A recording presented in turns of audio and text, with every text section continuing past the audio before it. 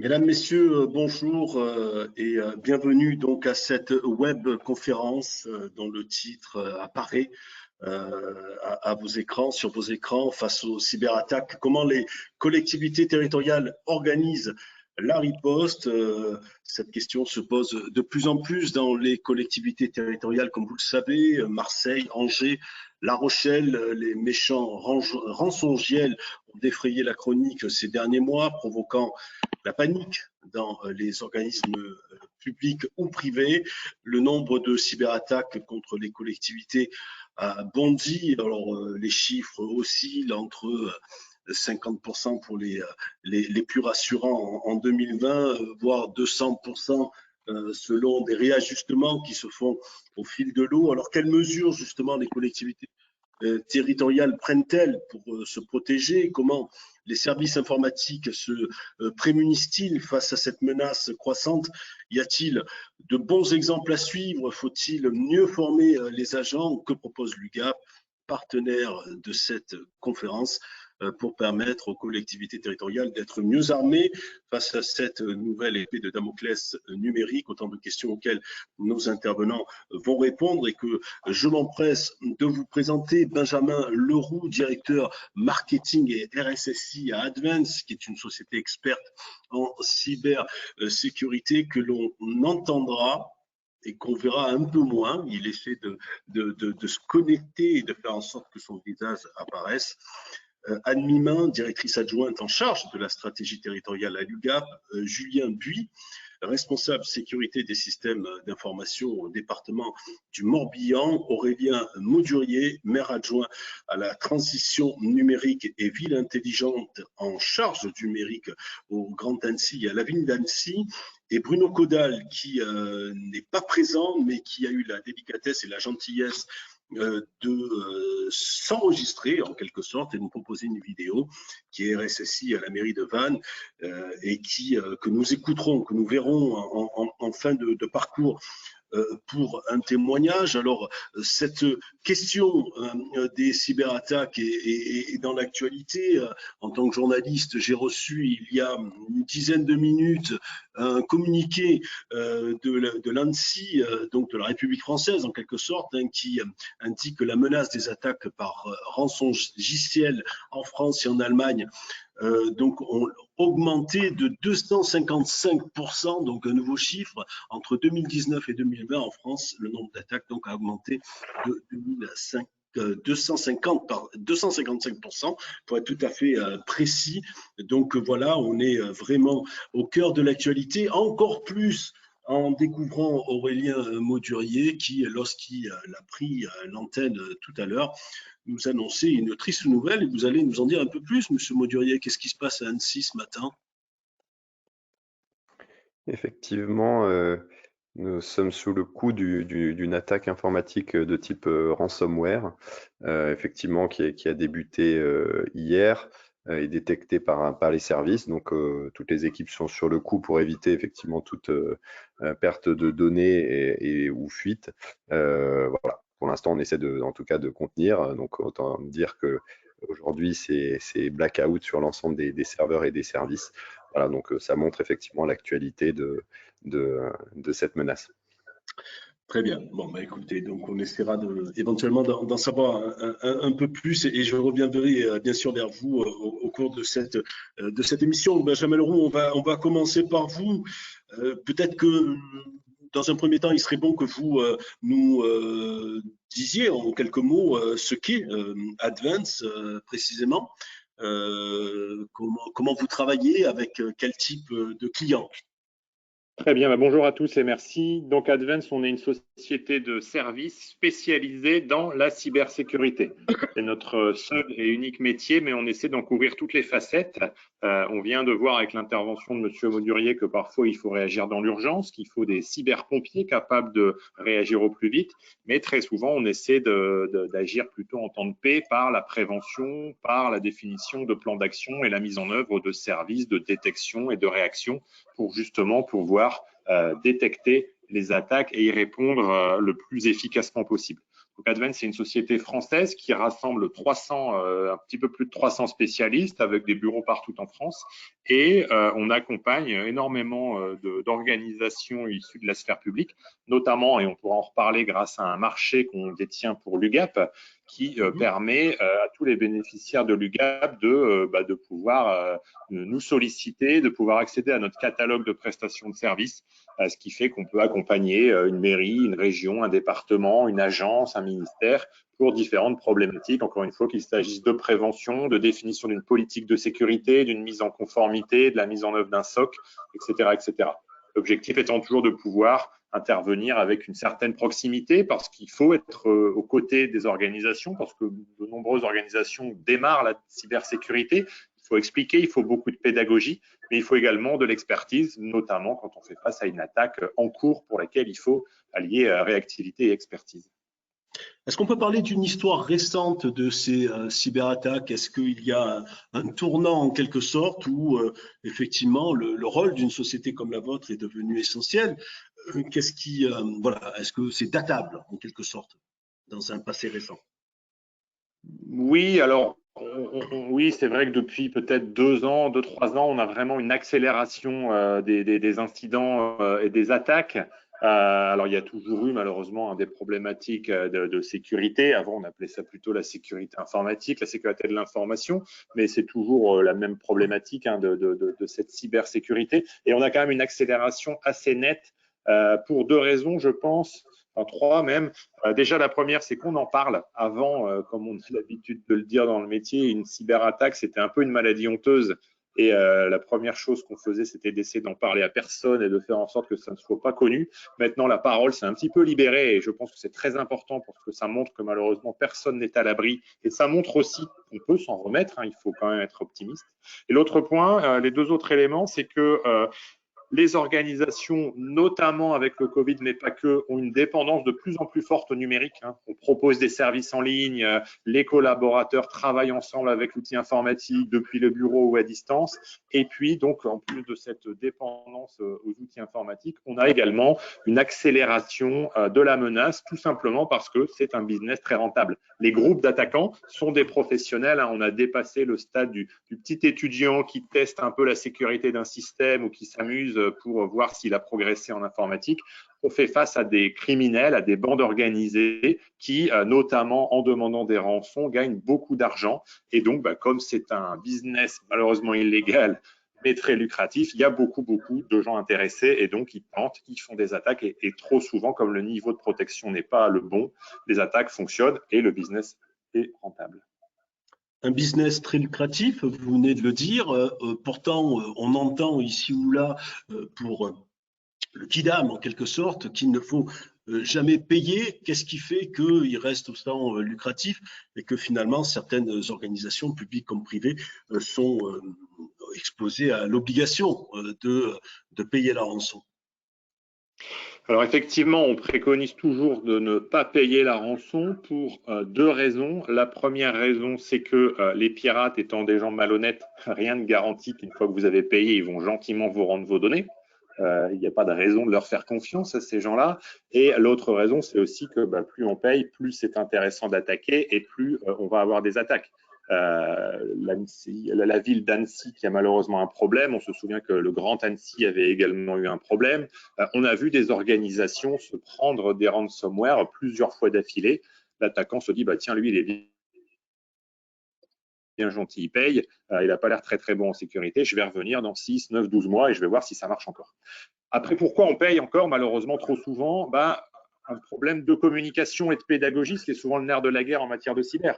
Les organisations ont peur, elles se disent tiens, voilà, là je suis bloqué, j'ai besoin de mes données. Dans la sphère publique, peut-être que le stress par rapport à la donnée n'est pas ressenti aussi fortement, mais dans la sphère privée, une petite entreprise qui a perdu toutes ses données, qui a perdu ses contrats, un cabinet d'architectes, par exemple, une petite boîte qu'on avait rencontrée qui avait été attaquée, il a perdu tous ses plans, l'architecte. Il paye, il veut récupérer ses fichiers parce que sinon, il peut mettre la clé sous la porte le lendemain. Donc, parfois, voilà, il y a une pression business qui fait qu'on va payer. Et puis malheureusement, il y a eu des conseils un petit peu flous, peut-être un petit peu malheureux, qui ont été donnés parfois même par des gens tout à fait respectables comme des assureurs ou des gens qui accompagnent en disant payez la rançon, tout va bien se passer et l'histoire va se terminer ainsi. Donc voilà, on a un petit peu des situations qui ont mené à ces paiements et malheureusement, il faut essayer d'arrêter ça, même si c'est toujours un peu difficile de se dire je vais tenir tête à l'attaquant. Bien sûr, bien sûr. Est-ce qu'il existe des structures, des entreprises, des organismes publics qui présentent des failles ou des vulnérabilités plus fortes que d'autres? Alors, oui, alors, enfin voilà, c'est toujours un peu compliqué d'avoir un état un petit peu précis et global, mais force est de constater que malheureusement, les petites structures, les structures de taille petite à moyenne, hein, mais quelle que soit leur activité, on peut parler d'un petit centre hospitalier, on peut parler d'une mairie, d'une communauté de communes, bah, ce sont des structures où l'informatique, avant même de parler de cybersécurité, l'informatique n'est pas vraiment professionnel. Ça va être un agent qui fait ça en plus d'une autre activité. On va avoir des initiatives parce que le numérique est intéressant et à la mode, et donc on va faire grandir, on va ouvrir le système d'information. Et là, malheureusement, si on ne se pose pas les bonnes questions ou si on n'a pas un bon accompagnement, on s'expose potentiellement à plus de problématiques. Donc voilà, les petites structures, malheureusement, manquent de maturité et peuvent être plus vulnérables. Après, on pourrait très bien avoir un autre argument qui consiste à dire que plus une structure est grosse, plus son système d'information est gros, et donc il est difficile d'en dompter toutes les portes, toutes les entrées-sorties, et on a également des vulnérabilités. Et voilà, on voit quand même qu'il y a encore un travail d'évangélisation, d'éducation à faire sur pas mal d'acteurs, et pour avoir encore une fois une note optimiste, hein, la menace est là, mais il y a aussi des réponses. On peut citer l'initiative du gouvernement pilotée par l'ANSSI dans le cadre du plan France Relance. Le volet cyber du plan de relance permet, en ce moment, on le vit tous les jours grâce aux côtés de l'UGAP, permet d'accompagner, de mettre le pied à l'étrier pour un bon nombre de structures qui étaient encore trop faibles sur le sujet de la protection. Et puis il y a quelques signes aussi encourageants d'après ce que j'ai pu lire dans la lutte contre cette criminalité. Oui, on a des repère bonnes de plus en plus les nouvelles. réseaux, même s'ils sont nouvelles, bien sûr, mais voilà. Tout à fait. Et puis on a aussi des bonnes nouvelles, oui, du côté des défenseurs, hein, l'ANSSI qui grandit, recrute régulièrement, et puis de la mutualisation, du travail en équipe, parce qu'il faut, l'objectif, et on le répète souvent, c'est de renverser le rapport de force. Hein. Là, les attaquants, malheureusement, ils sont trop puissants. Il faut que les défenseurs deviennent aussi, voire plus puissants. Et on a des initiatives de mutualisation de fédérations, comme le campus cyber qui va voir le jour à Paris, et les campus qui vont arriver en région. Au-delà du côté symbolique, du lieu totem, on a aussi une belle association des énergies de différentes entreprises, de différentes structures publiques, de spécialistes, d'offreurs de solutions, d'écoles, etc., etc. Et tout ça, ça va dans le sens d'une réponse plus forte et mieux orchestrée. Donc les campus, je suppose, c'est pour former, c'est ça, les futurs défenseurs. Pas que. Le point intéressant de ces campus, c'est qu'ils ont vraiment des ambitions assez larges, assez intéressantes. Évidemment, il y a un pilier autour de la formation, autour de la compétence, mais il y a également des choses autour de la mutualisation, du partage de renseignements sur la menace, d'une meilleure orchestration, de travaux de R&D, de valorisation de la filière. Donc voilà, ça s'appelle campus, mais ça va au-delà de la formation. On est sur des choses très intéressantes pour gérer les incidents. D'accord. Est-ce que face à vos clients, en quelque sorte, vous pouvez leur garantir, non pas de façon commerciale, bien entendu, mais pratiquement un degré zéro de protection, enfin, un niveau très très élevé avec des outils qui, s'ils sont bien mis en œuvre, peuvent effectivement protéger au maximum les services informatiques? Alors effectivement, on dira jamais que le risque zéro n'existe pas parce que malheureusement, il y a des vulnérabilités et aussi il y a des attaquants extrêmement puissants et parfois très bien armés. Mais effectivement, on peut arriver à des situations de maîtrise de certains risques tout à fait intéressantes, tout à fait satisfaisantes. Ça passe par l'accompagnement. Hein. Nous, on est là pour être le tiers de confiance des organisations qui ne veulent pas ou qui ne peuvent pas trop se spécialiser sur la cyber. Quand on est une organisation publique, on a tout un ensemble de missions de service public. L'informatique ou la sécurité des serveurs, c'est peut-être pas une mission prioritaire. Donc, on s'appuie sur un tiers et nous, on va pouvoir déployer des services, des solutions qui permettent de mettre sous contrôle un certain nombre de choses, étant entendu qu'il y a pas mal de prérequis humains et technologiques mais on peut quand même avoir des situations plutôt intéressantes. Alors voilà, c'est un travail aussi de tous les instants, hein. On parle beaucoup de supervision, de détection, de réaction, tous ces services-là, notamment autour de ce qu'on appelle le SOC, alors un peu de jargon, désolé, Security Operations Center, donc c'est une structure qui permet quelque part de faire la tour de contrôle de la sécurité. Quand on met en place ce genre de choses, on commence à pouvoir être un peu plus serein. Ça ne veut pas dire qu'il n'y aura pas de problème, mais on va pouvoir les détecter et réagir au plus vite, parce que c'est souvent de ça qu'il s'agit, hein. C'est une course contre la montre pour bloquer ou réagir au plus vite quand on n'a pas pu bloquer. D'accord. Aurélien Maudurier apparaît, disparaît, parce que j'imagine qu'il a aussi une oreille et une partie de son cerveau qui est occupée avec cette attaque matinale. Qu'est-ce que vous lui conseilleriez là, en direct? À Aurélien? Oui, oui. Déjà, le premier point, quand on a un incident, c'est de rester calme, puisque c'est quelque chose de Ça très va, il a l'air calme. éprouvant. Il faut se dire que ça va prendre quelques jours, voire quelques semaines, parce que très souvent, il faut penser que d'une part, on doit stopper l'hémorragie, mais surtout, il va falloir remettre le système dans un état sain. Donc, la reconstruction va prendre plusieurs semaines. Donc, il faut s'armer de patience. Et puis, il y a beaucoup de réflexes techniques préconisés par les experts qui sont parfois relativement simples, même s'ils peuvent être impactants. Ça va être de débrancher les ordinateurs du réseau. Ça peut être potentiellement d'accepter de couper et donc d'arrêter des services proposés soit aux agents, soit aux administrés, et de prendre le temps de l'analyse, d'une analyse exhaustive, qu'elle soit faite par les équipes si les compétences sont là, ou par une structure spécialisée de type CERT.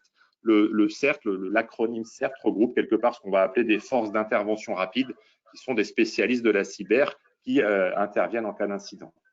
D'accord. On parlera aussi forcément, Monsieur Leroux, un moment ou un autre, de la formation des agents et aussi du contexte du télétravail qui va être appelé à se déployer. C'est une bonne chose pour le réchauffement climatique, mais c'est peut-être un peu moins une bonne nouvelle pour la sécurité des services informatiques.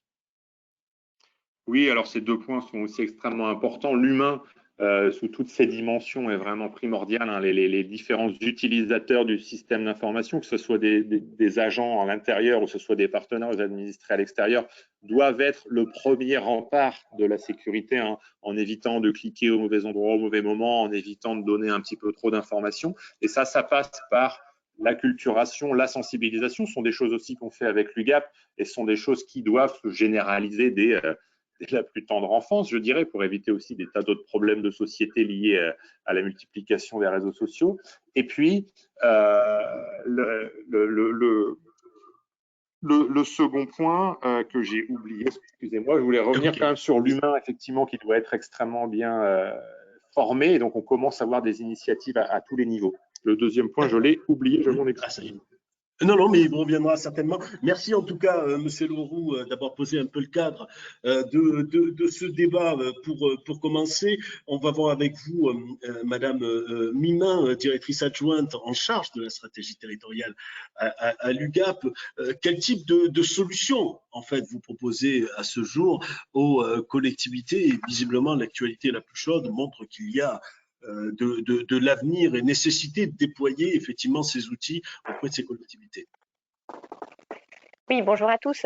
Alors peut-être quelques mots en réaction à ce que vient de dire et en complément à ce que vient de dire Benjamin. Les bénéficiaires de l'UGAP, c'est tout le secteur public. Il n'y a pas d'adhésion à l'UGAP. L'UGAP, c'est une centrale d'achat généraliste qui permet à la fois à l'État, aux opérateurs d'État, au secteur hospitalier et évidemment à celles et ceux qui nous écoutent aujourd'hui, les collectivités territoriales, d'avoir recours à l'UGAP. Hein. C'est la dispense de marché qui permet d'accéder à des marchés. Et puis, autre point qui est quand même aussi intéressant, vous parliez, Stéphane, en introduction de toutes les villes, de toutes les collectivités qui ont subi des cyberattaques, énormément d'hôpitaux aussi. Donc, c'est vrai que Benjamin donnait le cas d'une PME, d'une petite agence d'architectes qui peut être extrêmement mise à mal en cas de cyberattaque. Les collectivités savent bien, elles gèrent de la donnée sensible. Quand une cyberattaque met à mal finalement la gestion d'un réseau de mobilité, la gestion d'une restauration, Et puis pour les hôpitaux, les données de santé, ben, on comprend la sensibilité aussi qu'il peut y avoir. Donc c'est pas qu'une affaire de privé, c'est aussi une affaire de secteur public évidemment. Alors rapidement, les solutions qu'on propose à l'UGAP, c'est des solutions assez globales. On a vraiment une offre complète, il y a 4 marchés cybersécurité en tout, qui peuvent répondre à tous les enjeux, à la fois avec une offre d'équipement de sécurité, matériel et logiciel, pour cartographier les installations, les applications existantes, identifier toutes les vulnérabilités techniques et sécuriser les équipements. Alors, on ne va pas trop entrer dans la technique, mais ça veut dire les pare-feux, les contrôles d'accès, la surveillance du réseau. Voilà, donc c'est toute la partie, j'allais dire, matériel, équipement. Et puis, il y a aussi le catalogue de services, l'offre de services, qui permet finalement d'adresser tous les aspects de la démarche de sécurisation des systèmes d'information, dont parlait aussi beaucoup Benjamin, la sensibilisation, le déploiement des mesures de protection, la supervision en cas d'incident. Et je pense qu'effectivement, les équipes de la ville d'Annecy aujourd'hui, que représente Aurélien Modurier, savent bien l'enjeu de sensibilisation, d'acculturation en amont, ça permet d'être davantage prêt à réagir en cas d'attaque. Donc c'est un point vraiment essentiel. D'accord. Admima, merci pour cette première réponse. J'avais oublié de préciser, mais derrière l'écran et dans la machinerie, en quelque sorte, de VK, il y a Célie Fabriano et Isabelle Gariani qui reçoivent vos questions, qui les reformulent, et donc on les posera un peu vers la fin de cette webconférence. Donc n'hésitez pas à nous saisir avec vos interrogations ou autres, on essaiera de faire un tir groupé pour l'ensemble des questions. Une deuxième question pour vous, Admima. Est-ce que Advance est le seul titulaire de marché cybersécurité à l'UGAP, ou est-ce que, bien sûr, il y a d'autres entreprises? Non, c'est pas le seul. Alors, on s'aime bien avec Advance, on le sait. Oui. C'est pour ça qu'on est là ensemble. Mais sinon, c'est un titulaire précieux qui est très, très réactif avec nos collectivités. Mais évidemment, on en a d'autres. L'UGAP, c'est 3200 marchés. Pas uniquement sur les enjeux de cybersécurité, vous l'avez compris, mais donc on a d'autres titulaires à nos côtés. Et c'est très important pour Advance aussi, parce que le but, c'est pas que tout le monde puisse répondre à tout. Donc SCC nous accompagne, Orange Cyberdéfense, Nomios aussi. Voilà, sur tout l'ensemble des prestations dont je parlais à l'instant, c'est-à-dire matériel, logiciel et prestations de conseil finalement et d'accompagnement. Et c'est justement ça qui est intéressant, c'est que il y a deux cas dans lesquels les collectivités font appel à nous. Soit c'est en cas de crise, en cas d'urgence, parce que voilà, on appelle des titulaires en mode pompier. Soit c'est en amont, et c'est plutôt très bien, c'est pour nous dire voilà, nous on se sent un peu fragile, on aurait envie d'améliorer la sécurité de nos systèmes d'information, et on a besoin de réfléchir avec vous à l'accompagnement qui va bien. Et dans ces cas-là, évidemment, il y a une phase de diagnostic qui est très importante avec nos clients pour identifier finalement le titulaire qui va le mieux répondre à leurs besoins, à leurs demandes, à leurs problématiques, en fonction de la taille de la collectivité, de l'organisation justement des systèmes d'information, de la sensibilité des données qu'il faut protéger. Voilà, c'est ça. Benjamin parlait de tiers de confiance. Évidemment, notre tiers, c'est le tiers de confiance. L'UGAP aussi, c'est un tiers de confiance parce que quand on est un DSI ou quand on est un élu, on en a aujourd'hui autour de la table, mais finalement, on n'a pas que les enjeux de cybersécurité à traiter, il y en a plein d'autres. Et donc, on n'est pas forcément expert de tout. Et donc, c'est extrêmement important de pouvoir s'adresser à un tiers de confiance qu'est l'UGAP, qui finalement n'a pas d'intérêt à préconiser telle ou telle solution. Notre seule volonté et notre rôle surtout, c'est d'apporter les solutions, les meilleures solutions possibles à nos clients et donc d'identifier quel va être le bon interlocuteur au bon moment. Quels sont justement aujourd'hui les principaux enjeux pour vos clients publics? On en parle depuis le début de cette webconférence. Donc, en matière de sécurité des systèmes informatiques, dans quel état d'esprit vous les sentez? En fait, il y a eu une grosse accélération. On ne va pas revenir dessus, vous en parliez, mais c'est vrai que la numérisation du service public, il y a un gros push de l'État, c'est pas pour rien qu'effectivement le plan France Relance subventionne beaucoup, mais il y a une volonté de numériser le secteur public qui est plutôt positive. Évidemment, il ne faudra pas qu'on oublie quand même que certains sont pas très connectés, de nos concitoyens. Donc, il va falloir quand même adapter. Si on met tout en numérique, on aura un problème de mission de service public. Mais en tout cas, on numérise beaucoup. On télétravaille beaucoup quand on a des problèmes sanitaires, on l'a vu. On bascule, voilà, on renvoie les enfants à la maison, donc il faut développer du numérique éducatif. Bref, les besoins sont de plus en plus importants. Et c'est dans ce cadre-là, finalement, que les problématiques de sécurisation se posent. Jusqu'à il y a quelques années, disons 10, 15, 20 ans, on se rend compte que dans les collectivités, tout ça, c'était des affaires de DSI, de spécialistes. On considérait que voilà, personne n'y comprenait rien, en particulier les élus, et finalement, les DSI gardaient la main et géraient. Ce qui est très bien, effectivement, ça reste eux les spécialistes. Mais aujourd'hui, ça devient un enjeu qui est beaucoup plus global. Ça concerne en fait toutes les directions, ça concerne le projet politique du territoire. On a longtemps parlé de tout ce qui est de territoire intelligent, de smart city. En fait, tout ça, ça englobe justement la gestion de la data au service, à la mise à disposition du service public et pour une meilleure gestion des services publics. Je parlais un peu de mobilité, de gestion des cantines, de gestion même de la démocratie finalement.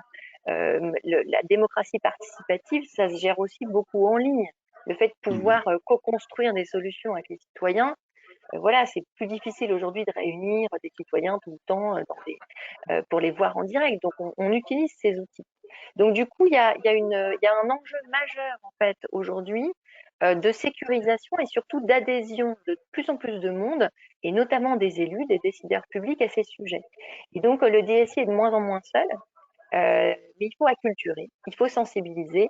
Il y a un mot qu'on aime bien et qu'on partage, en tout cas avec nos titulaires à l'UGAP, c'est le mot anticiper. Le gros enjeu sur ces sujets, c'est d'être en capacité d'anticiper, c'est de ne pas être simplement dans la réaction en cas d'attaque, mais de pouvoir se prémunir en amont, adopter les bons gestes et les bonnes solutions techniques, évidemment. Ok, merci donc pour ces premières réponses. Julien Buis du département du Morbihan, est-ce que vous, de votre côté, vous avez connu la même mésaventure qui arrive à Annecy aujourd'hui? Alors, du coup, quand vous dites mes aventures, vous parlez de cyberattaques sûrement. Oui, oui, oui, oui. Que je vais élargir en fin de compte à ce qu'on appelle incident de sécurité. Donc, tout acte malveillant, en fin de compte, qui atteint les systèmes d'information du département du Morbihan. Donc, effectivement, donc ce sont des attaques qui sont anecdotiques, qui sont considérées de notre côté comme des incidents de sécurité, sans pour autant avoir de lourdes conséquences sur les systèmes d'information. Donc, ça, c'est grâce, bien sûr, à un programme de cybersécurité, pardon, et puis à des mesures de protection en amont de nos systèmes d'information qui vont justement permettre de se prémunir contre ce type d'attaque. Par ailleurs, le département du Morbihan, on n'est pas seul, on va travailler avec un écosystème de partenaires au niveau du département du Morbihan, dits satellites, qui eux ont été également victimes d'attaques cyber justement, et où les réactions ont été très vives et puis très efficaces pour rétablir et puis pour revenir à la normale, parce que c'est le but justement pour les collectivités et puis pour toute organisation, c'est après avoir eu une cyberattaque, c'est de pouvoir revenir à la normale le plus rapidement possible pour que les agents et les employés soient les plus opérationnels possible pour continuer leur travail. Bien sûr. Est-ce que ça a donné lieu en interne donc à toute une démarche de formation, bon, dans les services informatiques bien entendu, mais auprès des agents? Est-ce que la riposte s'est portée en interne et de quelle manière? Alors justement, sur des incidents, donc comme disait M. Baudurier tout à l'heure, comme le type rançongiciel, ransomware, là on est vraiment sur le pare-feu humain. D'autres parleront de faille humaine. Moi, je n'aime pas cette terminologie, on parle plutôt de pare-feu humain. Et donc là, il est très important de pouvoir former les agents, former aussi, donc quel que soit leur métier, en fin de compte, hein, jusqu'aux agents comment dire, de la collectivité au niveau des systèmes d'information, de l'informatique. Donc, il faut les former, il faut avoir un plan de sensibilisation adapté, bien sûr, avec des messages adaptés. Donc, au-delà de ça, donc ça va être des formations autour des risques de type rançongiciel. Donc, ça va être des tests de phishing, par exemple, des campagnes de phishing, donc de faux phishing, bien entendu, hein, qui sont très pédagogues, qui permettent de leur apprendre justement et puis de leur donner les bons réflexes à adopter vis-à-vis de ce type de risque, qui, je pense, aujourd'hui est majeur pour tout le monde. Et ces campagnes, vous les avez d'ailleurs évaluées, en quelque sorte, si je ne m'abuse, hein, si je me souviens bien du petit échange que nous avons eu ensemble. C'est-à-dire qu'au départ, c'était un peu inquiétant. Ça fonctionnait, quoi, le faux phishing, hein, phishing, Oui. voilà, mais que ça va mieux aujourd'hui. A fortiori, ça va mieux. Donc, quand on commence, justement, on a un taux de clic qui est impressionnant, hein. Donc, on a, dès qu'on dépasse, donc c'est les échelles, ce sont les échelles communiquées par les sociétés qui nous accompagnent dans ce type d'exercice. Donc, dès qu'on passe, par exemple, 12% de taux de clic, on est en risque extrême. Mais de toute façon, pour moi, de toute façon, que ce soit un clic ou 10 000 clics, ça revient au même. Un clic déclenche de toute façon, tout dépend derrière de la protection que vous avez au sein de vos systèmes d'information. Mais un clic déclenche de toute façon une réaction, donc une réaction malheureuse, souvent, de chiffrement de vos bases de données, etc. Et est-ce que ceux qui cliquent, j'ai bien entendu en toute bonne foi, hein, sans aucune, voilà, qui n'ont pas encore compris le système, vous allez ensuite de nouveau vers ces agents pour leur expliquer, voilà, est-ce que c'est une démarche comme ça au millimètre presque?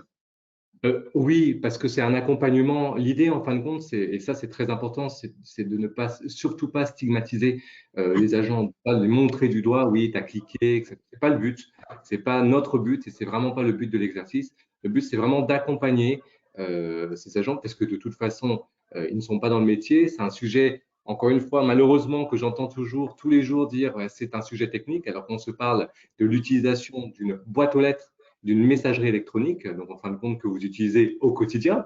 Donc on transpose de toute façon la vie personnelle avec la vie professionnelle.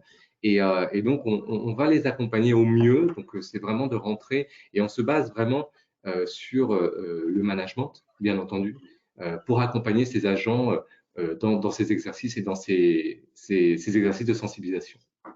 Julien Buis, juste un dernier point, parce que je vois de mon côté, sans loucher trop quand même sur l'écran, qu'il y a de très nombreuses questions et des réactions. Donc j'aimerais qu'on passe un petit 10 minutes, 10 grosses minutes à essayer donc de répondre à ces questions.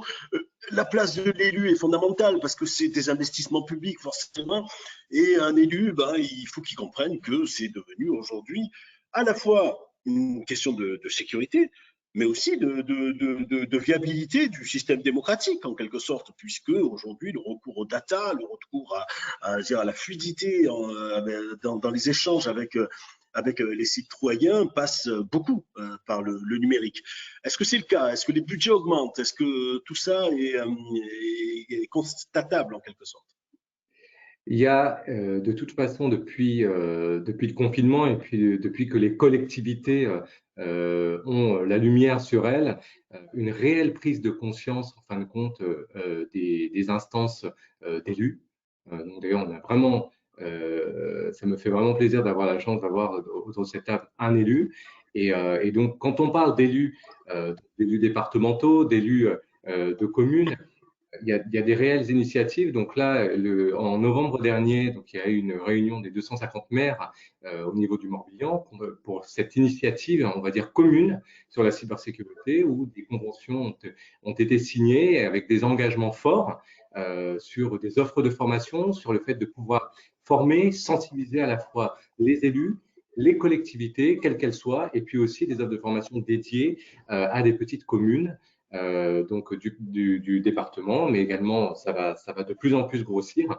On l'a dit la semaine dernière durant la European Cyber Week du CW à Rennes, où justement ces offres de formation et cette volonté de former à la fois les collectivités, d'avoir des critères communs, j'appellerais ça comme ça, pour lutter contre ces D'accord. Merci Julien Buis pour cette première intervention. Aurélien Maudurier, on vient vers vous. Donc, voilà, donc depuis ce matin, vous êtes confronté finalement à la triste réalité que nous évoquons. Donc, j'avais prévu une question sur le fait de savoir si la mairie d'Annecy avait déjà été confrontée à ce problème. Malheureusement, ça arrive ce matin. Le Grand Annecy a été aussi frappé par une attaque. Qu'est-ce que vous avez fait, vous avez réagi, hein, bien sûr, vous étiez préparé. Dans quel état d'esprit finalement vous êtes ce matin par rapport au fait de se retrouver confronté de nouveau à cette difficulté? Oui, effectivement, on avait un précédent au niveau du Grand Annecy qui l'année dernière a été touché par une attaque similaire et qui voilà, était plutôt démuni par rapport à ce type d'attaque en termes de voilà.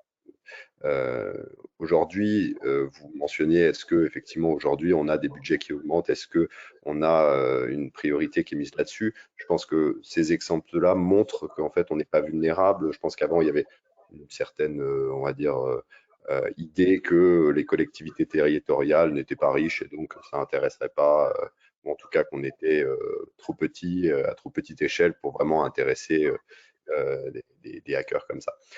Aujourd'hui, je pense que la prise de conscience, elle est là. Donc, une fois que la prise de conscience, elle est faite, il y a les actions et les budgets, il est beaucoup plus facile de les débloquer. Donc, je pense que ça, c'est quelque chose qui s'est mis en place. Moi, c'est un sujet que j'ai vraiment poussé dès notre arrivée à la mairie, dans le sens où, comme vous l'avez mentionné, le nombre de services aux citoyens augmente, le nombre de services en ligne augmente. On lance des projets de Smart City où on a de la collecte de data qui est derrière stockée, qui est réutilisée. Et donc, il y a un de nos axes de mandat fondamental, c'était donner confiance dans le numérique. Effectivement, pour que les gens aient confiance en l'action publique, aient confiance dans les services qu'ils utilisent, et en tout cas n'aient pas de défiance sur des dispositifs qu'on intégrerait dans l'espace public pour faire de la gestion en temps réel, etc. Ben, il faut en tout cas mettre cette politique de sécurité en face, une politique de transparence aussi avec l'open data. Voilà, pour moi, en tout cas, c'est un des volets qui permet de donner confiance dans le numérique. Et on avait donc lancé des actions, on avait recruté un RSSI au niveau de la ville d'Annecy. Il est arrivé la courant de l'année. Donc, il a aujourd'hui une actualité brûlante sur laquelle il est à l'action, mais en parallèle, effectivement, il y avait bien des actions de formation aussi en interne aux pratiques, une action de sécurisation de nos systèmes d'information. On avait notamment augmenté notre niveau de sécurité avec des dispositifs qu'on intègre de plus en plus rapidement sur tous les appareils. Donc oui, non, c'est des priorités. Est-ce que vous pensez, monsieur l'élu, donc je rappelle, hein, Aurélien Maturier, vous êtes maire adjoint à la transition numérique et ville intelligente et en charge du numérique, je veux dire, au Grand Annecy et à la ville d'Annecy, hein, les deux, hein, c'est une fonction mutualisée, hein, c'est ça, on est bien d'accord. Est-ce que vous craignez que cette actualité qui vous arrive à vous, qui arrivera à une autre collectivité de demain, peut fragiliser justement ce lien de confiance avec la population et donc ralentir, voire faire un peu régresser le déploiement des e-services, entre autres, hein, je veux dire, on réserve de plus en plus des choses sur les sites des organismes publics, places de crèche, etc. Alors, j'espère pas. Je pense que plus que les attaques en elles-mêmes, c'est la réponse qui est donnée. Si on a la sensation que, en tout cas, c'est un sujet qui est traité à la légère et que rien n'est fait, effectivement, il peut y avoir une défiance qui s'installe et du coup une méfiance envers tous ces outils. Si la sensation est là, que des actions sont menées, que c'est traité avec sérieux pour éviter toute fuite de données, parce que derrière, c'est ça aussi, voilà, on le voit, sur des scandales beaucoup plus retentissants encore. Voilà, je pense qu'il y a une peur qui peut être légitime de refuser de créer un compte sur telle ou telle plateforme, de donner ses adresses, ses identifiants, etc. Donc effectivement, je pense que l'important, c'est de montrer que rien n'est traité à la légère, que c'est pris avec sérieux et que des actions sont menées, quoi. Je pense que c'est essentiel. Après, en interne, c'est également essentiel, puisque de plus en plus d'activités sont dépendantes du numérique, hein. Dès lors qu'on met un service en ligne, on dématérialise, tout le traitement en back-office se fait également dans le numérique. Aujourd'hui, effectivement, on a déconnecté l'ensemble des outils, même voilà, physiquement les appareils. Par exemple, toutes les réunions là, qui étaient en visioconférence jusqu'au minimum la semaine prochaine ont été annulées, hein, puisque les agents ne doivent plus utiliser leurs outils. Voilà, donc un certain nombre bien sûr, les portails sont inaccessibles, les portails famille, les services. Voilà, hein. Nous devions devons, je ne sais pas, l'impact va être en tout cas à évaluer, mais lancer une nouvelle application en partenariat avec plusieurs villes de l'agglomération, la ville-centre, qui regroupe un certain nombre de services la semaine prochaine. Hein, donc on va voir ce qu'on fait ce lancement, effectivement, comment il est impacté. Ça impacte beaucoup, c'est sûr. Très bien. Donc, comme disait un ministre de l'Intérieur, je veux dire, il faut que la peur change de camp en quelque sorte. Donc, alors, il y a beaucoup de questions. Vous l'avez bien compris, et j'en suis ravi. Je ne voudrais pas frustrer justement nos internautes, même si ils doivent le savoir. Si jamais il n'y a pas de réponse qui est apportée ici en direct, nos intervenants pourront vous répondre directement. Nous allons écouter, parce que il a un point de vue intéressant, Bruno Caudal, RSSI à la mairie de Vannes, qui peut pas être présent à cette web conférence et qui a tenu à enregistrer une petite vidéo. Nous l'écoutons et après on va vers les questions du public.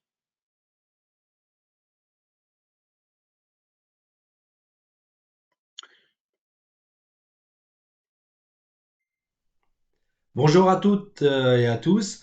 Tout d'abord, je remercie les éditions VK et l'UGAP de me faire intervenir en différé pour un retour d'expérience de la ville de Vannes sur le sujet de la cybersécurité. Je suis RSSI depuis octobre 2015 et DPO depuis novembre 2018. Je suis membre du comité de coordination du club RSSI des collectivités territoriales. Alors, dans la série à succès Attaque cyber, ça n'arrive pas qu'aux autres, c'est arrivé à la ville de Vannes. 25 février 2016, nous avons été victimes d'une attaque virale. Le scénario est un grand classique. Un utilisateur manque de vigilance, clique sur une pièce jointe dans un mail piégé. Le virus passe au travers de tous nos systèmes de sécurité. Résultat, des milliers de fichiers chiffrés bloquant l'accès aux fichiers et aux applications. Des pirates escrocs qui nous réclament une rançon en échange de la clé de déchiffrement. Règle d'or, ne jamais payer la rançon. Heureusement pour nous, l'incident s'est avéré mineur grâce aux équipes informatiques qui ont restauré l'intégralité des fichiers en 24 heures. La qualité des sauvegardes est essentielle pour lutter contre ces cyberattaques. Suite à cette cyberattaque, mon élu au numérique, Anne Le Henanf, qui a de fortes appétences pour les sujets de la cybersécurité et de la protection des données personnelles, a joué un rôle déterminant. Mon élu a pris conscience de la réalité des menaces et des risques cyber qui pèsent sur notre collectivité. Sous son impulsion, nous avons sensibilisé le maire et la direction générale aux enjeux de la cybersécurité et de la protection des données personnelles. Le résultat a été immédiat. En 2017, le maire a validé la mise en œuvre d'une politique générale de protection de l'information, adaptée aux enjeux de la collectivité. C'est un projet transversal, inscrit en priorité générale. Un budget a été débloqué, équivalent à 5% du budget annuel de la direction des systèmes d'information, et un consultant externe a été recruté pour m'accompagner pendant 3 ans.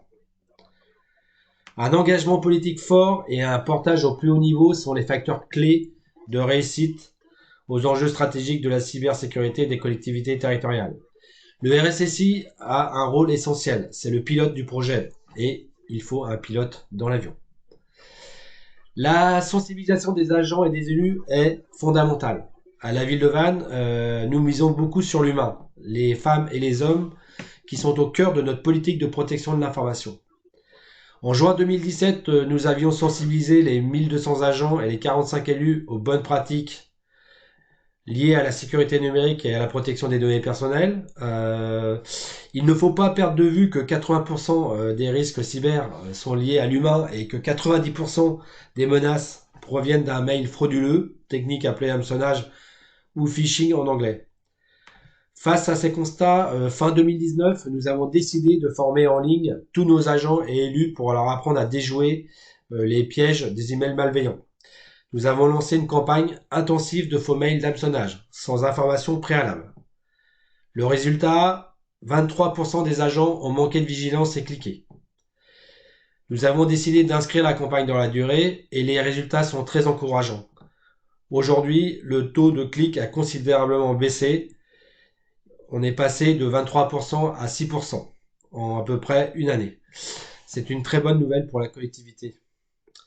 Nous avons fait le choix de la solution française clé en main de la société avant de cliquer. Sans la vigilance quotidienne de tous les agents et des élus, nous sommes très vulnérables.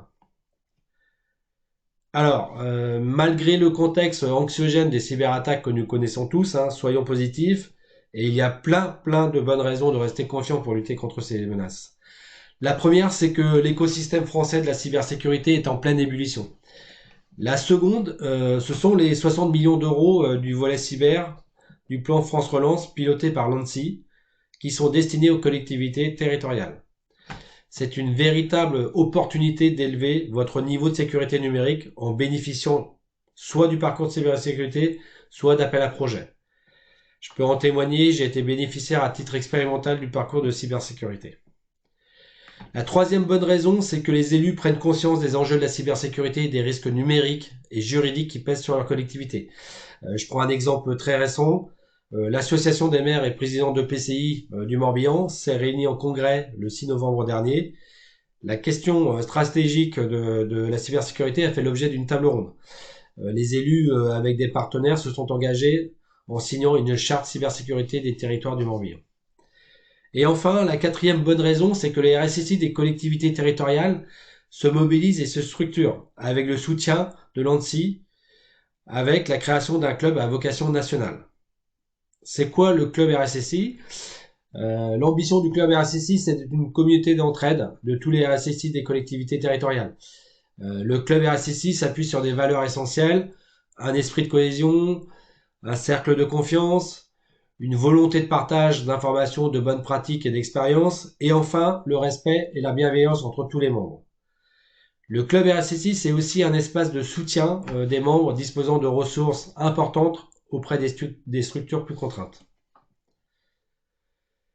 Voilà, je voudrais terminer mon intervention par 3 points essentiels. La prise de conscience des élus sur les questions de cybersécurité est essentielle.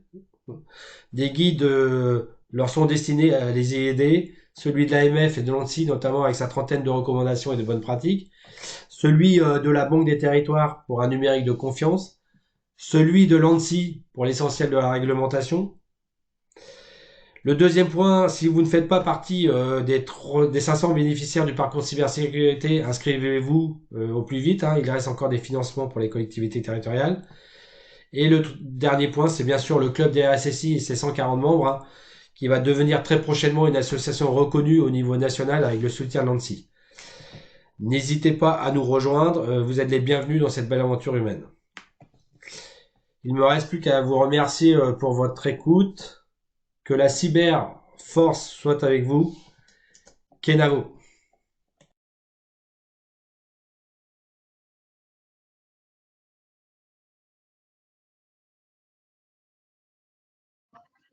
Voilà, le son est activé. Le son est activé. On l'avait coupé à juste titre pour bien écouter l'argumentaire de M. Caudal. On va sprinter vers cette fin d'émission. On a très peu de temps pour répondre à des tas de questions passionnantes que je vous soumets. Que les personnes qui ont posé les questions ne s'en offusquent pas. On essaiera de leur répondre après coup. Il y a d'abord Francis Eco qui demande quels sont les avantages d'externaliser son système d'information. Est-ce que c'est un gage de plus de sécurité? Je ne vous vois pas, Monsieur Leroux, mais vous pouvez bien entendu répondre et intervenir par la voix. Qui veut répondre à cette question? Allô? Sur l'externalisation. Oui, allez-y. Sur l'externalisation, je ne suis pas le plus neutre pour y répondre, mais on peut vous donner quelques-uns des arguments qu'on présente, puisque voilà, nous, on est pro-externalisation. Le premier point, c'est quelque part une recherche d'efficacité. La sécurité, notamment la sécurité opérationnelle, celle qui permet de veiller sur le bon état de protection des systèmes, c'est un besoin assez fin entre de l'expertise technique, technologique, des outils, des méthodes, de l'industrialisation. Et tout ça, c'est pas simple à mettre en place. C'est possible de mettre en place ça dans une organisation, mais ça demande quand même des investissements assez importants. Et l'externalisation, ça va permettre d'aller rapidement atteindre des objectifs et aussi au quotidien de faire face à les problématiques de montée en charge s'il y a une accélération sur le numérique. Ça permet d'avoir un soutien 24 heures sur 24, même quand il y a des périodes de congé, des périodes de la nuit, le week-end, etc., etc. Donc voilà, sur pas mal de problématiques, l'externalisation pour nous est intéressante. Et après, au-delà de l'externalisation complète de certaines activités, notamment pour la partie surveillance, il y a tout simplement le recours à l'expertise, des soutiens plus ponctuels pour avoir accès à des gens qui ont peut-être plus creusé le sujet ou aussi qui, et c'est souvent le cas dans le cas d'intervention commune de Advance UGAP, c'est de raconter, de partager des retours d'expérience au sein d'acteurs similaires. Merci, Monsieur Leroux. Peut-être des réponses un peu plus courtes. Je vois qu'il y a Célie qui m'indique qu'il ne nous reste plus qu'une dizaine de minutes. J'ai essayé de l'interpeller pour voir si on pouvait gratter un petit peu ou pas, mais elle va me répondre, vous allez voir. Donc, est-ce que vous préconisez qu'est-ce que vous préconisez en termes de serveur de fichiers pour le télétravail, un serveur interne avec accès VPN ou une externalisation des données dans un cloud? C'est Sébastien Morand qui pose cette question. N'hésitez pas. N'importe quel intervenant, voilà. Dites-moi, qui souhaite répondre à cette question? Est-ce que M. Leroux est le mieux placé ou est-ce que Julien Buis ou autre, voilà. Je vais me permettre de prendre la parole du coup par rapport à ça. En termes de télétravail, donc les équipements, de toute façon, c'est vraiment, il faut favoriser les équipements fournis par les collectivités ou bien pas fournis par l'organisation, parce qu'ils bénéficient des mécanismes de sécurité et de protection nécessaires. Et donc, les serveurs de fichiers, l'idée, c'est de pouvoir rester sur des serveurs de fichiers qui sont stockés au sein même de l'organisation, donc dans le réseau de l'organisation. Ça revient à la question précédente sur l'externalisation. Oui, l'externalisation peut avoir lieu dans le cloud, etc. Il ne faut pas oublier la loi de réglementation générale, le règlement général sur la protection des données. Donc, où vont les données, notamment quand il s'agit de données personnelles, et aussi bien caler tous ces éléments de sécurisation entre le partenaire, donc entre la partie externe, le partenaire, le fournisseur de services, et bien sûr la collectivité. Et ça, aujourd'hui, donc je parle au nom des RSSI, on a des réelles problématiques avec certains partenaires qui, quand on leur demande des exigences de sécurité, soit on se retrouve sans réponse, à des lettres recommandées quand même, soit on va se retrouver avec des réponses. Et ça, c'est bien parce que ça permet de faire avancer la machine dans un but d'amélioration continue. D'accord. On a gagné quelques minutes de rap, je le dis au passage, donc ça me rassure un petit peu. Francis Eco, qui a été très participatif et que je remercie, pose une autre question. Quid de la continuité d'activité et surtout de sa durée?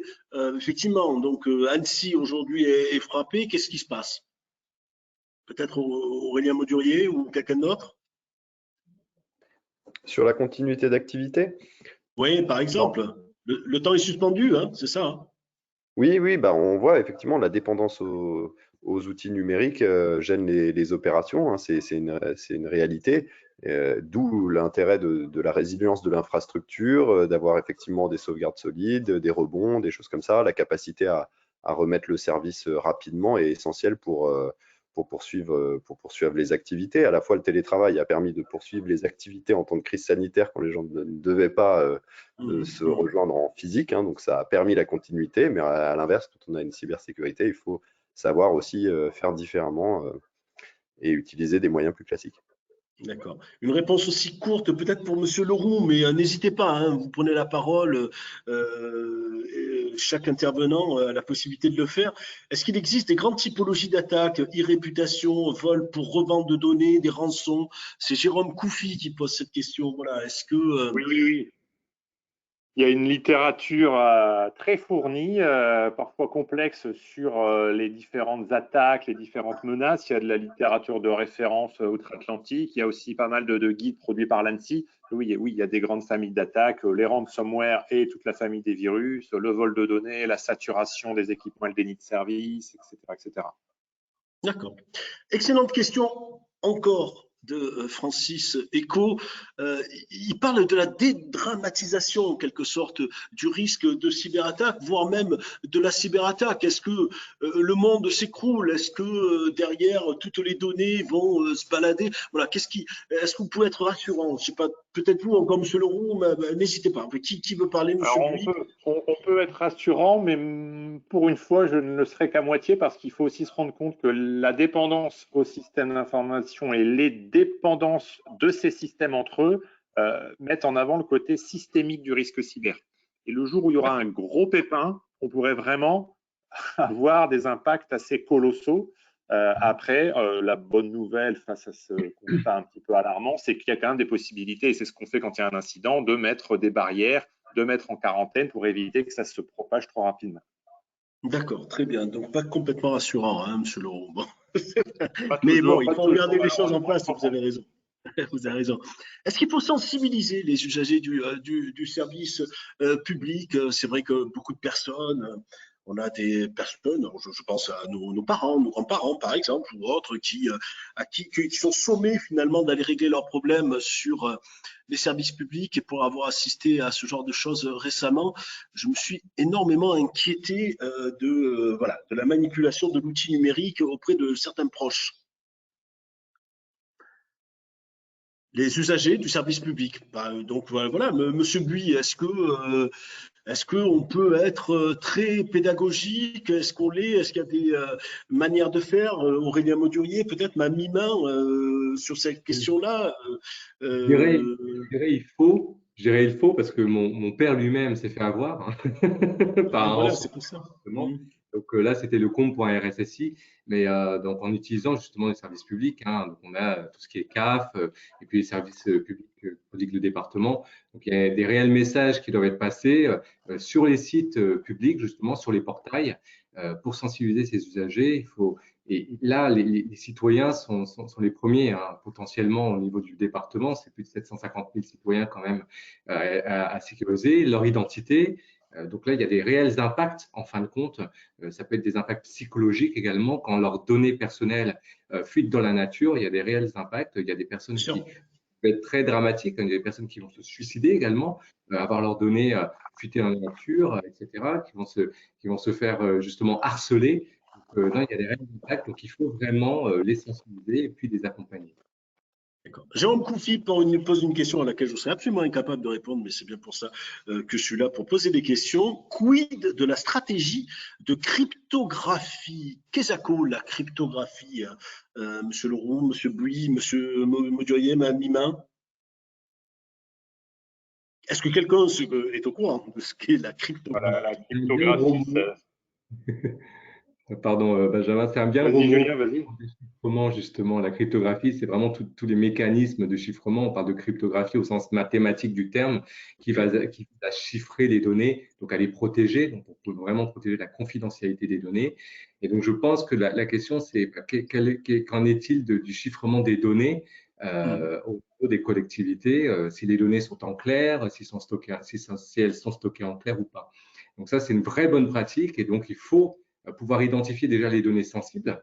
Donc, on a les données personnelles, il y a les données de santé, bien entendu. On n'a pas parlé des hôpitaux, mais tout ça, forcément, c'est des écosystèmes qui se font attaquer. Et donc, l'idée, c'est de pouvoir vraiment identifier ces données, pouvoir les chiffrer. Donc, limiter justement, quand il y a fuite de données ou bien exfiltration de données, limiter la possibilité d'un attaquant de récupérer ces données via une base complètement claire et que ce soit, comme je dirais, open bar ensuite pour les réutiliser et les revendre sur le marché noir. Monsieur Leroux, la sous-traitance des missions de sécurité à un prestataire permet-elle d'éviter à la collectivité d'être mise en cause, notamment devant la CNIL? Et c'est le décidément très prolixe Francis Eco qui pose la question. Malheureusement, non.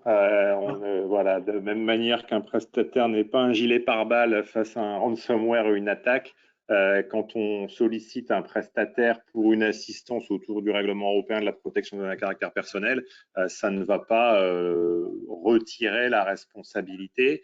On parlera des problématiques ici de responsable de traitement versus sous-traitant lorsqu'on parle de données à caractère personnel. Donc voilà, ça va pas être. Ça peut dans certains cas transférer certaines responsabilités, mais sur le traitement de la donnée, si on prend une expertise sur la protection de la donnée, la responsabilité va toujours incomber à l'acteur public qui s'occupe des données en question. Beaucoup de personnes vous témoignent leur solidarité, Monsieur Baudurier, en cette matinée. Il y a Julien Buis d'ailleurs qui voulait juste avoir, il va peut-être mieux poser la question que moi, quel était le lien qui peut être établi entre la ville et la communauté d'agglomération dans la mésaventure qui vous arrive. Et puisque vous allez y répondre, il y a aussi Fabien François, je vous pose deux questions en une, qui se pose la question comment est organisée la DSI à Annecy vis-à-vis du RSSI. Est-ce que cette DSI est subordonné en quelque sorte? Est-ce que le RSSI est subordonné au DSI? Monsieur Médurier. Alors, les liens, il y a des projets communs, bien sûr, entre l'agglomération et la ville d'Annecy. Il y a certains projets qui sont partagés. On a quelques postes qui sont partagés. Notre DPO est partagé. Notre aussi chargé de mission sur certains projets partagés, effectivement. Après, les projets sont gérés d'une manière très différente, plutôt déconcentrés au niveau de l'agglomération et plutôt avec une DSI qui concentre, en tout cas qui fait une porte d'entrée de l'ensemble des projets au niveau de la ville d'Annecy. C'est une direction des usages numériques et des systèmes d'information qui est là et qui est formée avec une trentaine de personnes qui travaillent dedans, entre chargés de projet, infrastructures, etc., différents services. Et donc le RSSI est rattaché à cette direction des usages numériques et des systèmes d'information. Super. Quelle est l'incidence de la norme ISO CEI 22301? Qui peut répondre à cette question? La norme Oui. 22301, si je ne m'abuse, elle est relative à la continuité d'activité. Elle va permettre, si on vise une certification, parce que je crois que c'est une norme certifiante, d'attester d'un certain niveau de qualité et de professionnalisme dans tout ce qui est relatif au plan de continuité d'activité, c'est-à-dire comment on se remet en ordre de marche après un choc extrême, sachant que cette norme-là, de mémoire, elle n'est pas que dédiée à la cybersécurité, ça peut être également en cas d'incendie, de pandémie, etc., etc. Donc c'est un bon référentiel, mais qui est ambitieux. Il faut avoir une certaine maturité pour commencer à se frotter à ce genre de normes. Alors, merci. Il y a Anne Glock et Anne Clotour qui posent, il me semble, des questions assez similaires. Il y a Anne Glock souhaiterait mettre en place les fameux tests de phishing dont on a parlé en interne. À qui faire appel? Donc peut-être Julien Buis dans un premier temps.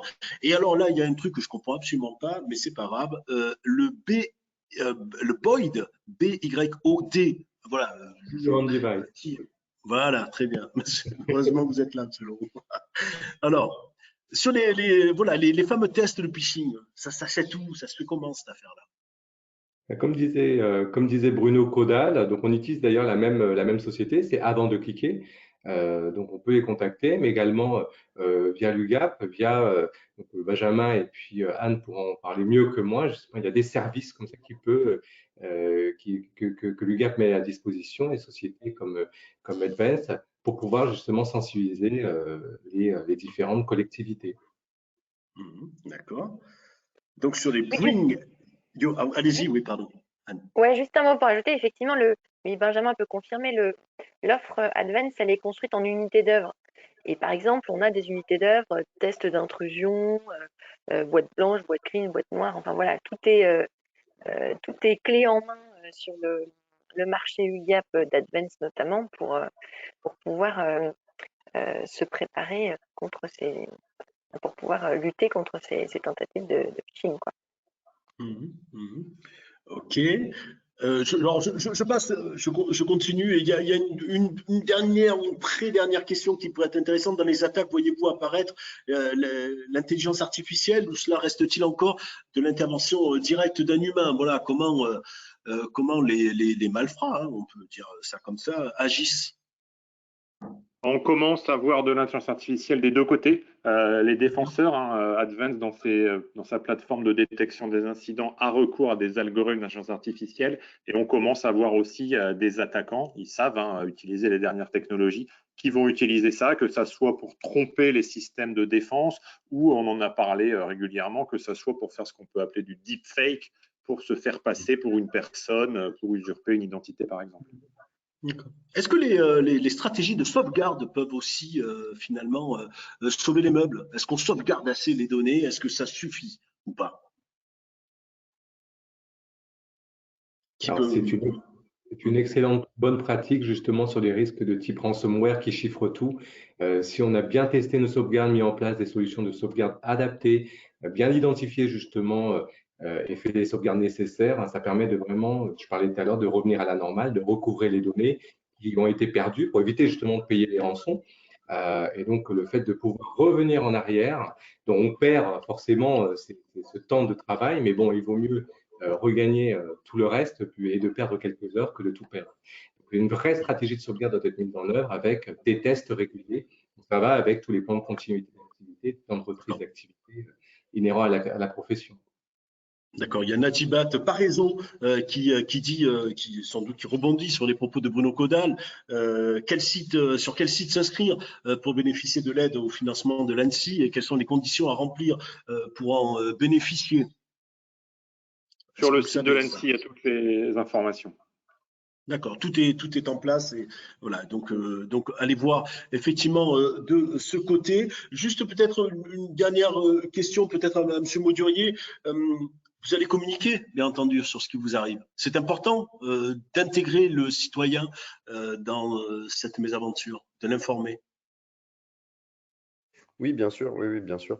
Il y a déjà une communication qui est partie dans le sens où l'intégralité des services de la ville sont à l'arrêt, donc il faut effectivement expliquer pourquoi. Hein, mais tout le citoyen sera tenu aussi au courant de l'évolution des choses, des éventuelles. J'espère qu'elles seront limitées. A priori, les premiers retours étaient que voilà, je pense que les conséquences devraient être limitées parce que le problème a été pris très tôt et qu'on a été plutôt bien armé.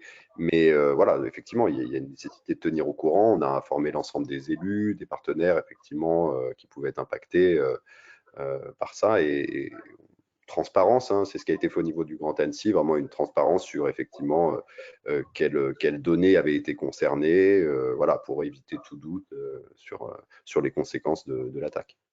Un bilan forcément à faire, à communiquer. Merci, M. Maudurier. On va faire un dernier tour de piste pour dire au revoir à tout le monde, mais vraiment une petite intervention de 30 secondes. Je veux dire, des uns et des autres, est-ce que vous pensez à demi-main que dans quelques mois, je ne sais pas quand, on pourra faire de nouveau une webconférence dont le titre serait le suivant: comment les collectivités locales ont fait face aux cyberattaques?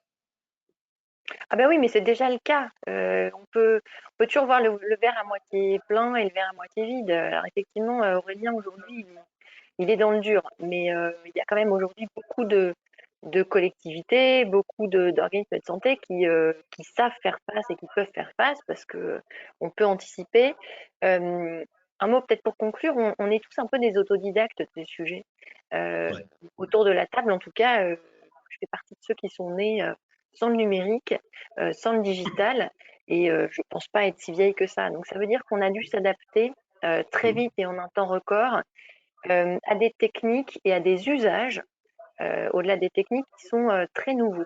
Et en fait, c'est ça notre enjeu, c'est qu'il y a un petit rattrapage à faire, parce que la technologie est allée très vite, pour comprendre comment ça marche, comment on peut se protéger. On s'est tous mis, par exemple, Julien parlait de la gestion des boîtes mail. Tout à coup, on a tous basculé dans le fait d'avoir une adresse mail, de gérer une boîte mail, mais est-ce qu'on a vraiment appris? Voilà, donc moi, je crois qu'il y a un énorme enjeu de mission de service public d'éducation. Apparaissent aujourd'hui dans les programmes scolaires un peu de numérique, voilà, mais c'est encore beaucoup trop faible. Donc moi, je suis pour des formations massives dès l'école maternelle, j'ai envie de dire, à ces outils. Et puis derrière aussi dans l'entreprise, parce qu'il faut accompagner les salariés, il faut accompagner les agents publics pour comprendre comment ça fonctionne. Merci, Julien Buyan, plus court, sinon je vais me faire tirer les oreilles. Alors, de toute façon, comme disait Bruno, hein, la communauté cyber, hein, que ce soit privée ou publique, de toute façon, est grandissante avec les attaques. Donc là, l'aventure, je dirais, ne fait que de commencer. Il est très important de pouvoir mutualiser, de pouvoir avoir des critères communs, de pouvoir discuter ensemble, rester en toute transparence et de surtout travailler ensemble, pour pouvoir lutter contre les cybercriminels à venir. Aurélien Maudurier, de votre côté, bon courage déjà pour la suite, pour la journée. Merci. Non, je pense que l'important, effectivement, qu'on en ait subi, qu'on doive en subir, qu'on soit en amont ou en aval, ce qui est important, c'est de porter les politiques hein, Oui. de prévention, de sécurité, pour qu'effectivement un incident technique puisse rester qu'un incident technique et ne pas aller au-delà. Et c'est tout ça qui permettra finalement de ne pas avoir à être dans le dur. D'accord. L'intitulé de l'émission que j'ai annoncé, pardon. Oui, c'est ça. C'est de porter les budgets, de porter les actions, à notre niveau en tout cas, ce qui est important. D'accord. Benjamin Leroux, l'intitulé optimiste de l'émission que j'annonçais pour dans quelques mois. Quand est-ce qu'elle sera programmable, cette émission? Comment les collectivités locales ont fait face aux cyberattaques, à votre avis? Ah ben, on pourrait en parler dès demain avec le témoignage de structures qui ont fait face à des cyberattaques et on en connaît, on en a accompagné. Après, tout dépend du nombre de collectivités ou d'acteurs publics qu'on veut réunir pour témoigner. Mais voilà, il y a quand même, il faut terminer sur cette note d'optimisme. Il y a des solutions, toutes les mesures de solutions existent, qu'elles soient techniques, humaines, organisationnelles. Le challenge, c'est l'orchestration et, comme vient de le dire M. Modurier, d'avoir le soutien, le sponsoring et les budgets pour faire avancer tout ça. Merci, madame, merci, messieurs, pour toutes ces explications. Et je rappelle au passage que cette webconférence sera de nouveau visible, écoutable dans un replay qui sera très rapidement mis sur le site de VK. Je vous souhaite à toutes et à tous une bonne journée.